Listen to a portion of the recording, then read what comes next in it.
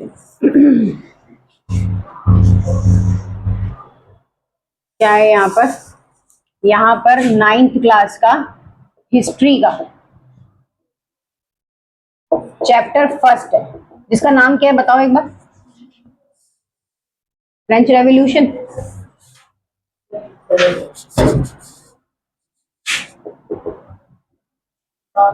ये क्यों हुआ था, इसके कारण क्या थे, ठीक है, कॉजेस क्या थे, क्या रीजन थे, उसको जानने से पहले हम ये देखते हैं कि ये चैप्टर जो है वो कितने टॉपिक्स में डिवाइड है।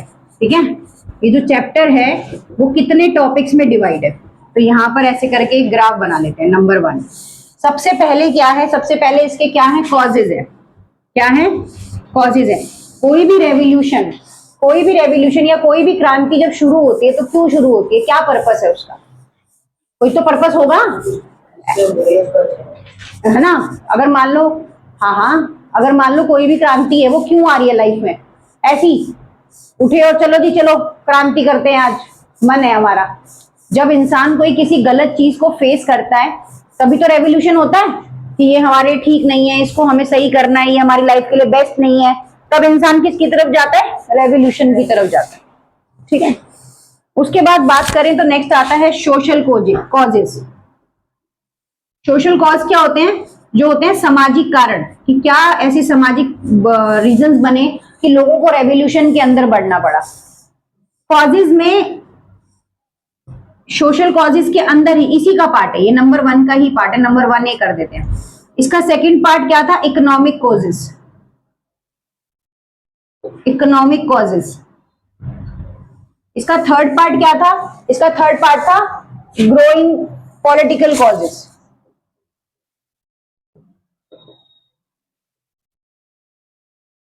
ठीक, पॉलिटिकल कॉजेज। अब मैं इसके सेकंड पॉइंट की बात करूं, अगर मैं यहाँ पर सेकंड टॉपिक की बात करती हूं तो वो क्या आता है, इस टाइम पे जो मिडिल क्लास है वो क्या कर रहा था, ग्रो कर रहा था, ग्रोइंग मिडिल क्लास।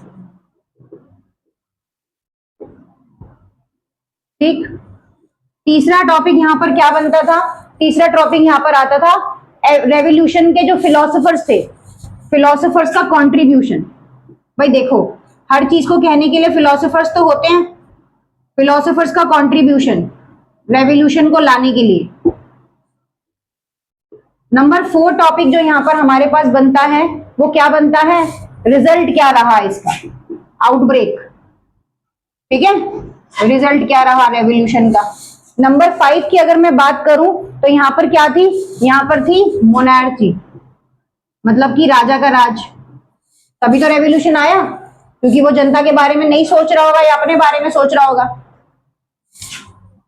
तीसरा छठा कारण क्या था यहाँ पे, सिक्स्थ रीजन क्या था, सिक्स्थ रीजन था कि इसमें यहाँ पर रिपब्लिक की डिमांड हो रही थी। किसकी डिमांड हो रही थी, रिपब्लिक की डिमांड। और रिपब्लिक क्या होता है, जिसका ओन कॉन्स्टिट्यूशन होता है, जिस कंट्री का खुद का कॉन्स्टिट्यूशन होता है, रिपब्लिक। तो उसके बाद क्या है, टेरर, क्या फैलता जा रहा था, आतंक ज्यादा फैलता जा रहा था, ये भी एक रीजन बन गया था, 7th। उसके बाद नेक्स्ट जो था वो क्या था, रूल्स। जो रूल्स थे उसके अगेंस्ट में पब्लिक होती जा रही थी, वो कहती कुछ ऐसे रूल बनाओ जो पब्लिक के फेवर में काम करे। लेकिन सारे के सारे रूल्स कैसे बने हुए थे, अगेंस्ट में बने हुए थे। कैसे बने हुए थे, अगेंस्ट में। तीसरा 9th नंबर जो है वो क्या था, वुमेन रेवोल्यूशन। अब भाई वुमेन की कंडीशन तो बहुत खराब थी, सबको पता है कि वुमेन की कंडीशन खराब थी उस टाइम पे, तो उनको वोट डालने का भी राइट दिया गया इसके अंदर, वो उन्होंने भी आगे इस चीज में पार्टिसिपेशन लिया। उस टाइम पे एबोलिशन ऑफ स्लेवरी, मतलब कि जो दास प्रथा थी उसको भी खत्म किया गया। क्या किया गया, उसको भी, कि दास खरीद के ले आते थे और उनके साथ जैसा मर्जी व्यवहार करते थे। उसके बाद क्या था, नेपोलियन, राइज ऑफ नेपोलियन। क्या आया, नेपो लिख लो इसको, राइज ऑफ नेपोलियन बोनापार्टे, इसका भी उदय हो गया। उसके बाद क्या था, क्या क्या कमियां थी, इतना बहुत है वैसे। ये टॉपिक क्या है, आपको इस फ्रेंच रेवोल्यूशन में दिखेंगे जो आपने पढ़ने। अब अपने आप में हिस्ट्री के कितने सारे टॉपिक्स है दिख रहे हैं ना, ये किसी एक पार्ट में नहीं है, ये किसी एक पार्ट में नहीं है, इसके पूरे पूरे पार्ट है, पूरा पूरा चैप्टर के टॉपिक्स हैं इसके अंदर जो आपको यहाँ पर दिखेंगे।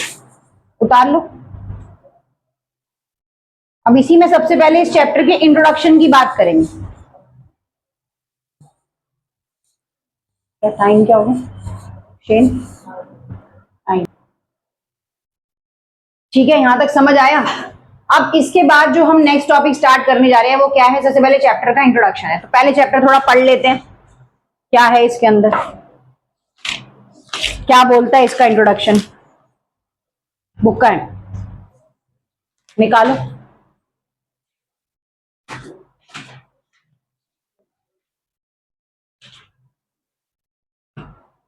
चैप्टर 1 बोलता है, it was the morning of 14th July 1789 when the city of Paris was in the state of alarm। 14 जुलाई 1779 में मॉर्निंग में सिटी ऑफ पेरिस जो है वहां पर एक तरह के अलार्मिंग, मतलब एक तरह से लोगों को जागरूक करने के लिए बताया जा रहा था। The king had commanded troops to move into the city. जो किंग है वो क्या कर रहा था? कमांड कर रहा था कहां जाने के लिए? सिटी के अंदर जाने के लिए। There was rumours all around that the king would soon order the army to open fire upon the citizen. तो वहां पर किस तरह की अफवाह फैली? रूमर मतलब क्या होता है? अफवाहें फैली कि किंग बोल रहे हैं कि सिटी के अंदर घुसो और ओपन फायरिंग शुरू कर दो, लोगों को मारना शुरू कर दो। Anticipating such act of the king, about 7,000 men and women gathered in the front of town hall and decided to form a people's militia। 7,000 लोगों ने इसके खिलाफ आवाज उठाने की कोशिश करी। This people militia forcibly entered a number of government building in search of arms। तो ये जो 7,000 लोग हैं ये बिल्डिंग के अंदर घुसे। मिलिटिया क्या है? जहां पर वो रहता था राजा, मतलब वहां के उस जगह पे घुसे गवर्नमेंट के उसमें, और वहां पर क्या किया उन्होंने? जो भी हथियार वगैरह छुपे हुए थे उनको ढूंढने की कोशिश करी। Finally a group of several 100 people who hope to find hoarded ammunition in the eastern part of the city marched towards it and storm of fortress prison and Bastille के अंदर जो थे उन्होंने उस आर्म को सर्च करना शुरू करा। Bastille was killed and prisoners who were 7 in numbers were released. वहां पे जो भी कैदी थे बेस्टाइल्स को मार दिया गया और 7 नंबर ऑफ प्रिजनर्स को क्या कर दिया गया? रिलीज कर दिया गया। नहीं मिल रहा है क्या?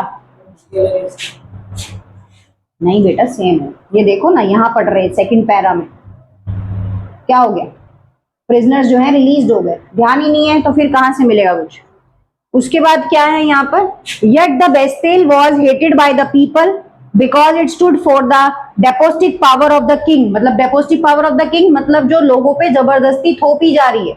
And the fortresses were demolished completely and its stone fragments were sold in the market and people wished to keep souvenir of the destruction। ठीक है, several of its destruction। The days that follow witness more rioting both the Paris and the countryside। लोगों ने वहां पर क्या कर दिया? दंगा करना शुरू कर दिया सिटी के अंदर और कंट्री के साइड में। The price of bread had become very high, most of the people protesting against it। जो लोगों के खाने पीने की चीजें थी उसका भी बहुत ज्यादा रेट जो था वो बढ़ गया था, क्योंकि ज्यादा से ज्यादा टाइम फ्रेंच का रेवोल्यूशन में लोगों का बीतने लगा। जो वहां का राजा था वो हर जगह पे राज करने की कोशिश करने के चक्कर में क्या करता था? युद्ध करता था। और जब युद्ध करता था तो लोगों के जितने भी जो भी पैसा होता था कंट्री का वो सारा किस में जाता था? युद्ध में जाता था। तो पैसा कर्जे में डूब गया। तो कर्जे में डूबने के बाद क्या होता है? जो चीज वहां की होती है वो महंगी हो जाती है। बट ये तो था इंट्रोडक्शन पार्ट। अब इसको लिखना कैसे? मेन चीज इसकी ये है कि इसको लिखना कैसे। तो यहां पर जो देते हैं वो क्या है इंट्रोडक्शन के अंदर कि पहला पॉइंट कि फ्रेंच रेवोल्यूशन जो है वो स्टार्ट कब हुआ था। पहला पॉइंट यही देंगे ना इंट्रोडक्शन का। ये तो हो गए टॉपिक। अब यहां पर इंट्रोडक्शन अगर पढ़ा तो उसके पॉइंट्स को हमें लिखना भी तो आना चाहिए। बुक तो हमने पढ़ ली,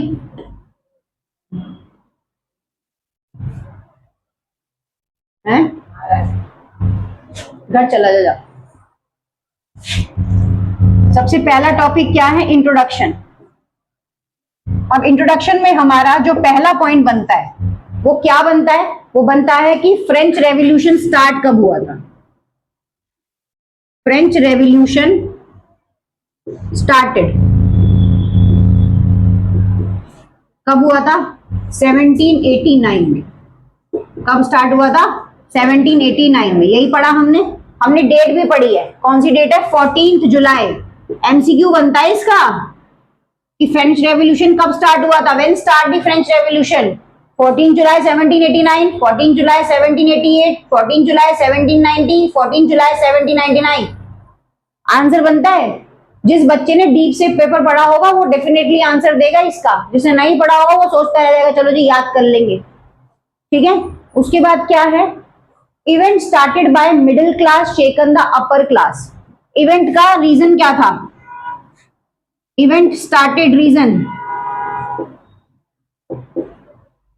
इवेंट स्टार्टेड रीजन क्या था, अपर क्लास और मिडिल क्लास के बीच की फाइट थी, fight between upper classes and middle classes. ये फाइट थी। उसके बाद अगर मैं बात करूं, पीपल रिवॉल्ट अगेंस्ट, पीपल जो रिवॉल्ट लेके आ रहे थे वो किसके अगेंस्ट में लेके आ रहे थे, पीपल रिवॉल्ट अगेंस्ट, ऑब्वियस सी बात है, रूल ऑफ मोनार्ची, मोनार्ची बोल दो, मोनार्की बोल दो, जो दिल करे वो बोल दो। रेवोल्यूशन फॉरवर्ड आइडियाज, रेवोल्यूशन का आइडिया क्या था, क्या पर्पस था रेवोल्यूशन के आइडिया का, यहां लिख दूं, पर्पस क्या था रेवोल्यूशन आइडियाज।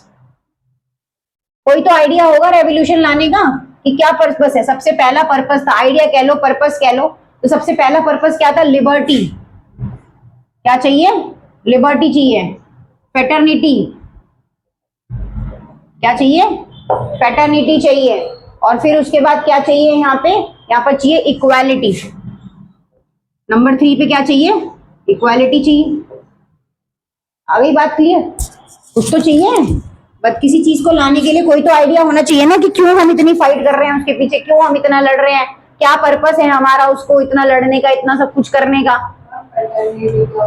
है।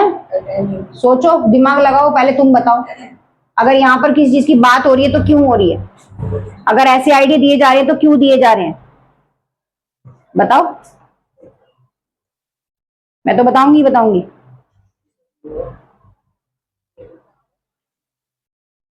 क्या मतलब होना चाहिए फेटर्निटी का, आपस में जो भाईचारा खत्म हो गया था लोगों के बीच में उसको बनाने के लिए फेटर्निटी, बंधुत्व खत्म हो जाता है ना लोगों के बीच में, तो उसको बनाने के लिए फेटर्निटी पे काम किया गया था।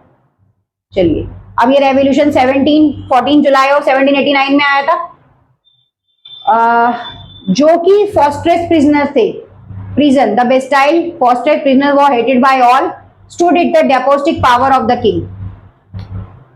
फोर्ट्रेस्ट प्रिजनर्स क्या मतलब, जिनको बंद करके रख दिया विदाउट एनी रीजन, मतलब जिन्होंने देश के खिलाफ आवाज उठाने की कोशिश करी, देश के नियमों के खिलाफ आवाज उठाने की कोशिश करी, उनको उठा के बंद कर दिया, या अगर यही चीज बता सकते हैं इसमें मेन। ठीक है, ये हो गई चीज। अब इंट्रोडक्शन का पार्ट तो हो गया पूरा, बस इतना जानने की जरूरत है और कुछ नहीं है। अब इसमें नेक्स्ट की बात कर लेते हैं। जो नेक्स्ट चीज हमें यहाँ पर दिखाई देती है, कॉजेज, है ना। नेक्स्ट टॉपिक हमारा क्या था इंट्रोडक्शन के बाद, इंट्रोडक्शन के अंदर हमारा पहला टॉपिक क्या था, कॉज ही था। क्या कारण थे, कॉजेज। तो पहला रीजन हमने क्या पढ़ा था, सोशल कॉजेज। क्या पढ़ा था, सोशल कॉजेज। अब सोशल कॉजेज में मतलब जो समाज से जो रिलेटेड कॉजेज होते हैं वो, तो ये कब आए थे, इनकी स्टार्टिंग कब हुई थी, started after 18th सेंचुरी। कई लोग लेट 18th सेंचुरी भी लिखते हैं इसको, आफ्टर 18th सेंचुरी भी आप लिख सकते हैं। ओल्ड रेग में describe the society institution France before 1789। यहां पर कैसी टर्म चलती थी, यहां पर टर्म चलती थी ओल्ड रेग में, ओल्ड रेज में कह लो, ओल्ड रेज में मतलब जो किंग के हिसाब से जो बनाया गया था वो सारी चीजें चलती थी यहाँ पर। तो इसके हिसाब से ही यहाँ पर सोसाइटी और उस सोसाइटी के अंदर जो इंस्टीट्यूशन है उसके बारे में डिस्क्राइब किया गया। क्या किया गया, उसके बारे में डिस्क्राइब किया गया। तो सोसाइटी जो है वो बेसिकली 3 एस्टेट्स में डिवाइड थी। कितने स्टेट्स में, 3 estates, estates not states, 3 estates. Number 1 यहां पर क्या था? नंबर यहां पर 1 था फर्स्ट स्टेट क्लर्जी। हाँ, CELERGY, जो किससे रिलेटेड था? चर्च से रिलेटेड था। चर्च किससे रिलेटेड था? चर्च से। सेकंड, रुक जा, सेकंड स्टेट क्या था? हो गया तो जाओ। सेकंड स्टेट्स क्या था? सेकंड स्टेट्स बोल सकते हैं एडमिनिस्ट्रेशन। किससे रिलेटेड था? एडमिनिस्ट्रेशन। थर्ड की बात करूं तो वो किससे रिलेटेड था? उसके अंदर आते थे पीपल। अब कौन कौन से पीपल आते थे? थर्ड स्टेट की बात करूं तो उसके अंदर आते थे पीपल्स। अब कौन कौन से पीपल आते थे ये थोड़ा समझने वाली बात है। नंबर 1 टाइप ऑफ पीपल जो आते थे वो थे आपके बिजनेसमैन। नंबर 2 जो लोग आते थे वो कौन थे? आपके मर्चेंट्स, व्यापारी। नंबर 3 जो लोग आते थे वो थे आपके कोर्ट ऑफिशियल्स। बेसिकली पीपल में कौन आता है? जिनसे समाज चलता है ना। नंबर 4 पे कौन आते थे? लॉयर्स, ठीक है, एसेट्रा। किसान हो गए, आर्टिशियंस हो गए। 5th नंबर पे आते थे आर्टिशियंस। 6th नंबर पे आ गए फार्मर्स। इन तरह की चीजें जो है वो यहां पर आपको देखने को मिलेगी।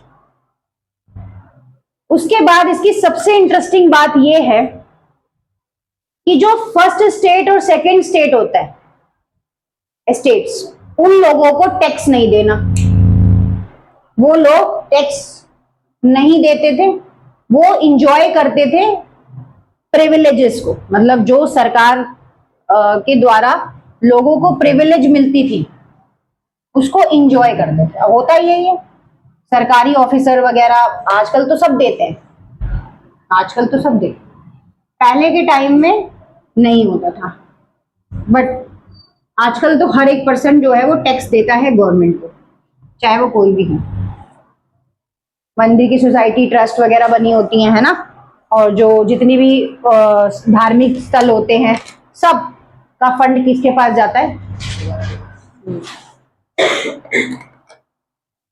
क्या हो, बस 10 मिनट का और मुश्किल से पूछोगे इस सवाल। अब यहां पर हमें कितनी स्टेट्स दिख रही हैं? First state, second states and third states. अब ये 2 स्टेट्स तो जो थी ना, ये टैक्स पे नहीं करती थी, नॉट पेड टैक्स। आता है यहां पे, क्या ये दोनों स्टेट टैक्स पे करती थी? ठीक है, नहीं पे करती, मना कर दिया इन्होंने। फर्स्ट 2 स्टेट्स जो थी वो एग्जम्प्टेड थी।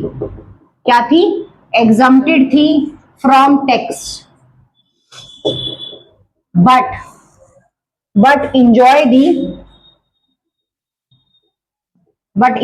दी क्या? प्रिविलेजेस। जो भी सुविधाएं थी उन सब चीजों को तो एंजॉय कर रहे थे। टैक्स का बर्डन किसके ऊपर पड़ रहा था? टैक्स का बर्डन बेसिकली थर्ड एस्टेट के लोगों पर पड़ रहा था। बिजनेसमैन, लॉयर्स, सबसे ज्यादा टैक्स का बर्डन पीजेंट्स के ऊपर पड़ रहा था, क्योंकि इनको तो भगवान के नाम पे डराया जा रहा था कि तुम ऐसे करो, नहीं करोगे तो बारिश नहीं होगी, खेती नहीं होगी, तुम ज्यादा से ज्यादा फसल भगवान के नाम पे डोनेट करो, ऐसा इनको बोला जा रहा था। इसके बाद only the member of third state had to pay the tax of states हो गया, बताया मैंने, डायरेक्ट टैक्स पे करते थे। अब जो थर्ड स्टेट है जो ये टैक्स पे करती थी, इस टैक्स का नाम था क्या? 2 टाइप ऑफ टैक्सेस थे यहां पर। कितने थे?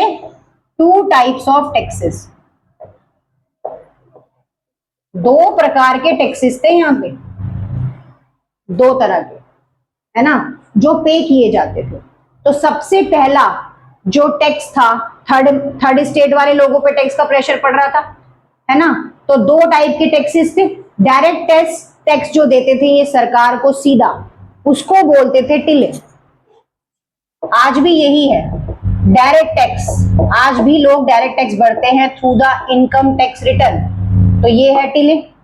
और एक होता था, क्या होता था, एक होता था जो कि कैसे इनडायरेक्ट वे में भरा जाता था। Tax called tithe was collected by the church. ये क्या होता था, एक होता था तिथे, ये किसके द्वारा लिया जाता था, ये कलेक्टेड बाय चर्च के द्वारा लिया जाता था। किसके द्वारा, चर्च के द्वारा। और किससे लिया जाता था ये भी बता देते, ये इंपॉर्टेंट है। इसमें भी ऑप्शन आता है भरने के लिए कि ये दूसरा जो टैक्स है ये किससे लिया जाता था। लोग कहते हैं लॉयर से, डॉक्टर से, नहीं, ये जो टैक्स है तिथे टैक्स, ये कलेक्टेड बाय ओनली पीजेंट्स, ये किसानों से लिया जाता था बस। इसको बाकी कोई नहीं देता था, सिर्फ किसान देते थे। ये इंपॉर्टेंट बात है समझने। चैप्टर के अंदर बच्चे ये समझ लेते हैं कि नहीं ये तो टैक्स है, तो ये तो लॉयर भी देंगे, जो भी थर्ड स्टेट के पर्सन है वो सारे के सारे इस टैक्स को भरेंगे, नहीं।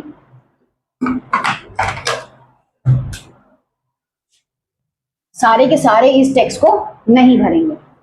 उसके बाद clergy and nobility 10% of population but possessed 60% of land. Clergy first state plus nobility कौन आ गए, एडमिनिस्ट्रेशन वाले। कौन आ गए, एडमिनिस्ट्रेशन वाले। इनका जो लैंड पे पोजेशन रहता था, अब ध्यान से सुनना, ध्यान से, ये कहने की बात है, समझने की बहुत ज्यादा है। इनका जो लैंड पे पोजेशन रहता था, मतलब जो जमीन थी वहां की, पोजेशन ऑन लैंड कितना रखते थे ये, 60% रखते थे। कितना रखते थे, 60%। अब एक बात बताओ, अगर 60% तुम ही रख लोगे तो बाकियों को क्या मिलेगा, सोचो, बाकियों को क्या मिलेगा। तो third state was 90% of population but possessed of 40% land. अब जो उसके बाद पॉपुलेशन बची, उसको अपना गुजर बसर किसमें से करना था, जस्ट 40% ऑफ लैंड से, जस्ट 40% ऑफ लैंड से उनको अपना क्या करना था, गुजर बसर करना। क्योंकि 60% पे तो राइट किसका था, चर्च और नोबेलिटी का, एडमिनिस्ट्रेशन के प्रशासन का, ये चीज था। तो अभी हमने यहां पर इसमें क्या पढ़ा, हमने सबसे पहले इसका जो कॉज पढ़ा वो पढ़ा सोशल कॉज। कौन सा पढ़ा, सोशल कॉज। एक बार देख लेते हैं। एक चीज और बताते हैं यहां पर, पहले क्या है, Louis 16 belong to a Bourbon family of king. यहां पर ये जो पूरी सोसाइटी है जो 18 सेंचुरी की बात करती है, किसकी बात करती है, 18 सेंचुरी की बात करती है। ये बेसिकली जो यहाँ किंग थे,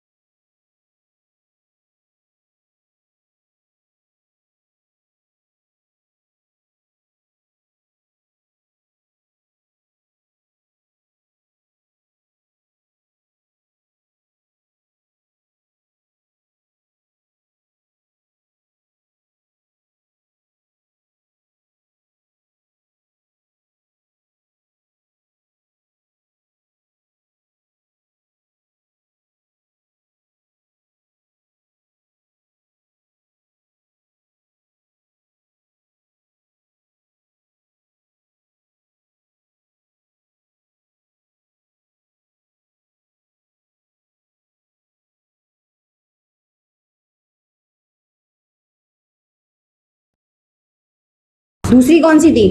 नोबेलिटी। और तीसरी कौन सी थी यहाँ पे? पीपल। ये 3 स्टेट में बटा हुआ था और उसके बाद उन 3 स्टेट्स के द्वारा क्या लिया जा रहा था? टैक्सेस, टैक्स लिए जा रहे थे और उन टैक्सेस का प्रेशर भी किस पे बन रहा था? सिर्फ थर्ड स्टेट पे, क्योंकि 2 तो सिर्फ क्या कर रहे थे? एंजॉय कर रहे थे प्रिविलेजेस को। ठीक है, तो इसी तरह इस चैप्टर के जो बाकी पार्ट्स हैं वो कल परसों में करा देंगे। अब हिस्ट्री जो है वो कंटिन्यू चलेगी, कल से साइंस भी है और हिस्ट्री भी है, बट साइंस का एक चैप्टर मैं करा चुकी हूँ। Thank you. Like and subscribe my channel. इसी तरह की और भी वीडियोस आपको आने वाले टाइम पे मिलती रहेंगी।